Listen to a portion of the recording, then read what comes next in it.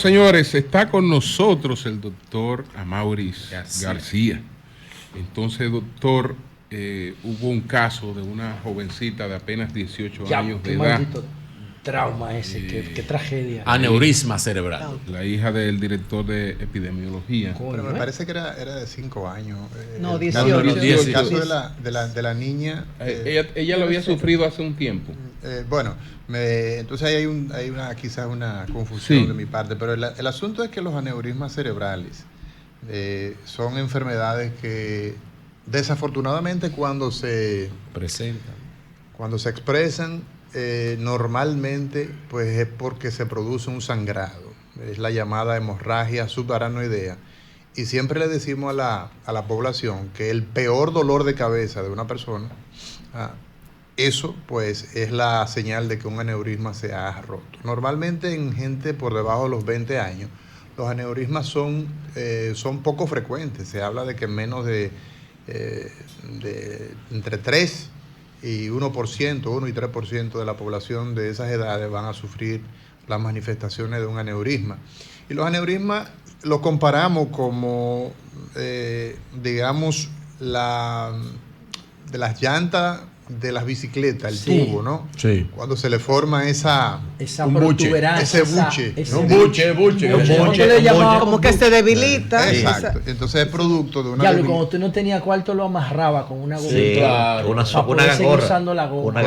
Ocurre que un aneurisma entonces es una debilidad que hay en las arterias. Sí. Y en el caso de los aneurismas cerebrales, de las arterias del cerebro. ¿Y por qué? Bueno, pues ahí básicamente la hipertensión es el factor de riesgo más frecuente, pero en una persona de esa edad, pues la hipertensión también es poco frecuente. Sin embargo, ¿se hereda, doctor, la hipertensión? La hipertensión es multifactorial, pero sí tiene un factor como la diabetes genético, y los aneurismas se heredan. Diablo. Los aneurismas se heredan. Estilo de vida, doctor.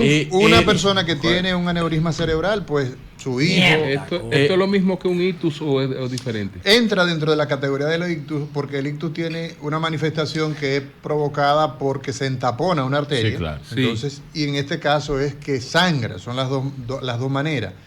Entonces, el problema aquí es que habitualmente esa pregunta que hace José del tema de la hipertensión.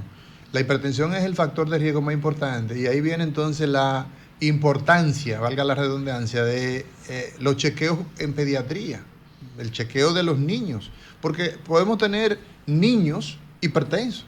Claro. Es un poco frecuente. Claro, es poco, pero existe. Y cuando se expresa, entonces, lamentablemente, hacen desastres de esta naturaleza. Una hemorragia cerebral. Pero si hay niños, doctor, pues, y esto completando lo que usted dice, para la pregunta de José, hay niños que tienen problemas de renales, y el problema renal puede traer un problema de hipertensión. Sí, ahí con relación a la pregunta 33%. de María Elena, la razón, la causa, pues ocurre que la debilidad de las arterias está asociado a síndromes, como el caso del síndrome de Ehlers-Danlos, la poliquitosis renal. Sí. O sea, es un problema del tejido que nos sostiene, el tejido conectivo, una debilidad a nivel de ese tipo de tejido, una malformación de ese tipo de tejido, pues hará que las arterias tengan esa característica. Pero en el caso de los niños, de los adolescentes, los jóvenes, son casi siempre asociados a traumas, los llamados aneurismas disecantes. O sea que aquí habría que investigar si hubo algún trauma importante en este caso. Trauma físico. Trauma físico, un golpe en la cabeza. Exacto, un golpe puede provocar entonces que la parte más íntima de la arteria, por donde circula la sangre, se lesione, y entonces la sangre entra por ahí y forma entonces un aneurisma. Doctor, entonces, tratamiento, para ir, y discúlpame, Manuel. Tranquilo. Tratamiento para los aneurismas, ¿qué se hace al momento de la presentación de un aneurisma, si la persona puede sobrevivirlo? Porque Sí, también... mira, es lo que hacemos día a día. Los aneurismas, como les decíamos, se manifiestan por el peor dolor de cabeza de esa persona, y luego se queda entonces un dolor en la nuca que cuando intenta flexionar le produce mucho dolor, nucalgia. Entonces, ¿qué se hace? Cuando el aneurisma se ha roto, se hace una arteriografía, que es un estudio que lo hacemos por la radial o por la femoral, y entonces vemos... Parecido a un cateterismo. Es un cateterismo, pero hacia el cerebro.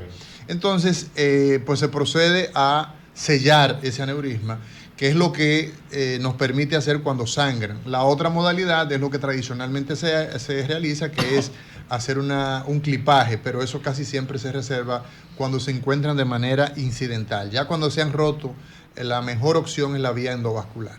Doctor, usted hablaba destacaba la baja incidencia de esta situación en jóvenes de 20 años hacia abajo. Así es. Sin embargo, hemos visto, ¿verdad?, un incremento en el tema de las arterias después de la secuela que dejó el COVID. ¿Pudiéramos estar viendo un incremento de esto por esta situación? Pues mira, hay documentado, sobre todo trabajos en Inglaterra, que fueron los primeros casos que se reportaron de ictus, en términos general, tanto la variedad isquémica como hemorrágica. Porque en el caso de COVID, lo que se observa es que produce un proceso inflamatorio en todo el cuerpo y las arterias no son una excepción. Entonces sí, hay una asociación que se vio el incremento de ictus asociado a COVID. Ya el tema de los aneurismas, pues en este grupo de edad, como les decía, el tema traumático y también el tema infeccioso, los mal llamados micóticos también pueden estar asociados en casos pediátricos. Doctor, usted decía hace un momentito que este tema de los aneurismas es hereditario. Sí. O sea, puede dar una persona un componente hereditario. Ahora, una persona que sobreviva a un evento de esta naturaleza, ¿le puede repetir varias veces? Mira, el aneurisma hay que asegurarlo.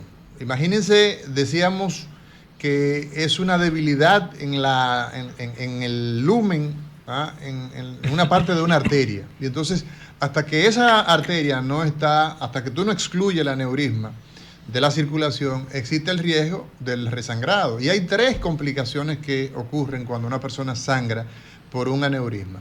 El 15% de las personas que sufren una ruptura aneurismática no llegan al hospital, fallecen producto de ese sangrado. Entonces, el restante 85% va a tener 3 complicaciones que son muy temibles. La principal de ellas es un resangrado. Y cuando una persona sangra por un aneurisma, pues va a tener de ese primer sangrado hasta un 46% de posibilidad de fallecer. O sea, en el término de 30 días. Por lo tanto, la primera acción con un aneurisma es identificar ante el cuadro que ya hemos dicho del dolor de cabeza peor de la vida, pues entonces hay que hacer una tomografía, identificar esa hemorragia y pues proceder a identificar el aneurisma responsable de esa hemorragia subaracnoidea. Y evidentemente que sí puede repetir, pero por eso es que intentamos excluirlo, o sea, tratarlo en las primeras 24 horas, lo antes posible, siempre en el caso de los aneurismas, esa es la estrategia. Doctor, estoy viendo ahora algunos papers que están saliendo que le atribuyen a los ácidos linoleicos, el omega 6, más capacidad de daño mitocondrial que al azúcar. Me está explotando la cabeza eso. Explica lo que es la mitocondria. Qué bueno que la gente lo sepa. La mitocondria, en cada célula de nuestro cuerpo, claro, que lo que nos da la energía. Hay pequeñas centrales eléctricas. Claro. Son las plantas eléctricas de la célula. Las plantas eléctricas que le dan energía a la célula. Sí. Transforman con oxígeno y con energía, o sea, viene de la grasa o de la glucosa, transforman lo que comemos en energía. El combustible lo convierten en ácido trifosfato, en ATP. Adenosín trifosfato. Adenosín trifosfato. Entonces, lo que sugieren por eso es que unos diputados, cuando tienen leyes importantes, no pueden meterse a darse unas alturas. Exactamente. No pueden meterse a dar unas alturas porque después someten el proyecto. Tienen un apagón. No se pueden meter, darse unas alturas y después subir a la sesión otra vez. Se le apaga, se va del aire. ¿Qué es lo que sugieren estos estudios recientes? El último lo vi porque se ralentiza el proceso de la mitocondria. El miércoles santo. ¿Qué pasa? Parece ser que los omega 6 tienen el doble de la capacidad de carbohidratos que el azúcar. Oigan eso, señores. El doble. Entonces las mitocondrias se atrofian con ese tipo de energía. Y tú no tienes esa capacidad energética que deberías tener. Tomando en cuenta eso, yo he visto que el picapollo tiene, lo fríen en aceite vegetal. Ahí están los omega 6. Tiene harina refinada grado 4. El pollo, sal, el pollo te lo llenan de soya y de maíz, antibiótico, testosterona, hormona. Y yo digo, tomando en cuenta ese perfil de ese plato, que además es muy práctico porque te lo venden en un minuto, el tiempo que gasta es muy barato y es altamente placentero. Es una configuración ideal para joderte. Así es. ¿Por qué, si ustedes, la comunidad científica, sabe eso, nadie alerta sobre los riesgos de salud que tiene quizá el plato más popular, más importante de comida urbana en el país, que es el picapollo, que se ha vuelto una epidemia? Tú que eres un devorador de artículos, de paper, y que me contas, José, lo hacemos todos los días. La industria es demoledora. La industria de la alimentación chatarra, no hay manera de competir. La comunidad científica no tiene forma de competir con la industria. Toda esa información está más que documentada del efecto nocivo. Nosotros somos lo que comemos, tan simple como eso. Nosotros somos lo que nos llevamos a la boca. Las personas que se malnutren se enferman más. La incidencia de las 3 principales enfermedades que producen mortalidad en el mundo, la hipertensión arterial, ¿verdad?, es probablemente el gatillo, pero el ataque cardíaco, el infarto cardíaco es la principal causa de muerte. El cáncer, principalmente el y coronario, el ataque cerebral. Entonces, esas 3 causas están íntimamente relacionadas con lo que nosotros comemos. Eso es así. Y a nadie parece importarle. O sea, ahora mismo en el debate de las elecciones, nadie habla de esa vaina, no le importa. Y la comunidad científica conoce lo que provoca el cáncer y cómo prevenirlo. Bueno, la causa per se existe, pues bien claro el hecho de que existen genes que son pro cáncer. O sea, ahora bien, nosotros tenemos una serie de condiciones alrededor de nosotros que van a ser precipitantes, como el tema de la alimentación, con el tema del estilo de vida. O sea, prácticamente ante todas las situaciones de enfermedad existe una receta que es estilo de vida saludable, que es hacer ejercicio, es comer saludable, pero es un desafío comer saludable. Porque lo que nosotros decimos saludable, por ejemplo los vegetales, están cargados de pesticidas. Los metales pesados. Entonces, evidentemente que hay mucha información del origen, de por qué se produce el cáncer. Bueno, una célula se vuelve loca. Ahora, ¿por qué se vuelve loca? Entonces, tenemos toda esta realidad de lo que nosotros hacemos en el día a día, y esto evidentemente pues resulta en deleterio para la vida del ser humano.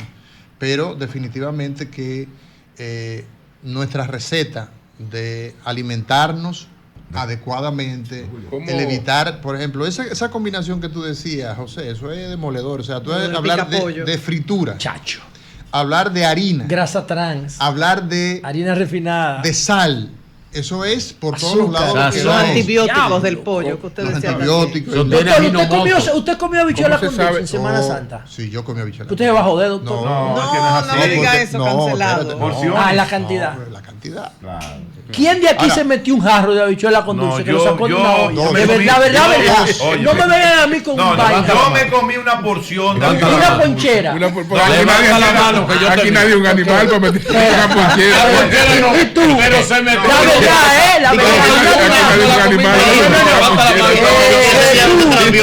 tú te metiste un jarro, una taza y después otra taza. Te diste unas alturas. Julio, y tú, Julio. Antes de irse, yo no comí habichuela. ¿Y tú, María Elena? Yo estaba en un retiro y vine. ¿No comen en los retiros? No. ¿Tú no comiste habichuela? Porque era en Colombia, era en Medellín. ¿Y tú, Manuel? Un vasito me mandaron aquí, eso fue lo que yo comí la semana. Pues mire, todo el mundo estaba aquí nadie tenía nada. El único doctor, antes de que se vaya, coño, pues fue un pozuelo. Este se metió 5 tazas. Las radiaciones. Una tacita. Se bebió un jarro. Yo me eché una taza. chupi completo. Una taza. Le pregunto por los efectos de radiaciones de las antenas, de los aparatos. Ahí anda circulando un video en un lugar residencial que no se supone que pongan esa antena. Y hay un médico que midió y todo. Encontraron una gran cantidad de abejas que habían muerto y una mayor cantidad cercano al lugar. Sí, pero ese es el médico español. Mira, que vive en Miami. Mira, con relación al tema de las radiaciones, hay que establecer que las radiaciones ionizantes, que son sobre todo las que encontramos en rayos X, en las tomografías, está en el medio ambiente, el sol produce. Esas radiaciones van a producir una alteración en el ADN de la célula y van a producir, pues evidentemente, transformación. Ahora, la radiofrecuencia no tiene una identificación demostrable hasta el día de hoy que esté asociada con alteración en el ADN de la célula. Entonces hay que hacer esa diferenciación entre lo que es la radiofrecuencia. Brevísimo, una pequeña pregunta. Y si es radiación, tú tienes un iPhone. Un momentito, tú tienes un iPhone. Ese es el teléfono que más radiación emite. Aprovechar al doctor Amaury. Es porque las antenas, antenas 5G son más eficientes, pero tú necesitas más antenas para mantener la estabilidad de la señal. Hay algo que tiene que ver, lógicamente, directamente con su profesión de neurocirujano. Es el tema de los accidentes cerebrovasculares. Es otra parte, ¿verdad? De todo esto. Yo conozco una persona que por lo menos le han dado, creo que 4 o 5 accidentes cerebrovasculares. ¿Por qué a una persona que le ocurre un primer evento y lo supera, por qué vuelve otra vez y vuelve otra vez? Como Balaguer, y vuelve y vuelve. Mira, lo que sucede se vuelve y vuelve es peligroso. Sí, muy peligroso, sí. Mira, el problema aquí es, Nayib, que no se ha identificado la causa. Entonces le van a estar dando ataque cerebral hasta que no se establezca cuál es la causa. Te pongo un ejemplo. Decíamos el tema de la hipertensión, pero tenemos también el tema de los niveles altos de colesterol.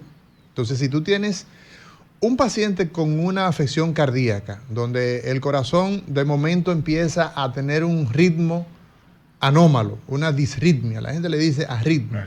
Entonces, eso provoca que se formen coágulos. Y esos coágulos viajan hacia donde les parezca. Los que toman la ruta del cerebro van a provocar esos ataques cerebrales. Entonces, si no se identifica a que esa persona, si no se investiga bien con laboratorio, con un eco, con un holter, entonces, hasta que no se identifique la causa y se ponga tratamiento, le va a estar dando ataques cerebrales. Hay que establecer la causa. Bueno, pues muchas gracias al doctor Amaury García, neurocirujano. Discípulo, usted no quiere. Julio, tú no le vas a preguntar por los muertos de Semana Santa. Cambio fuera.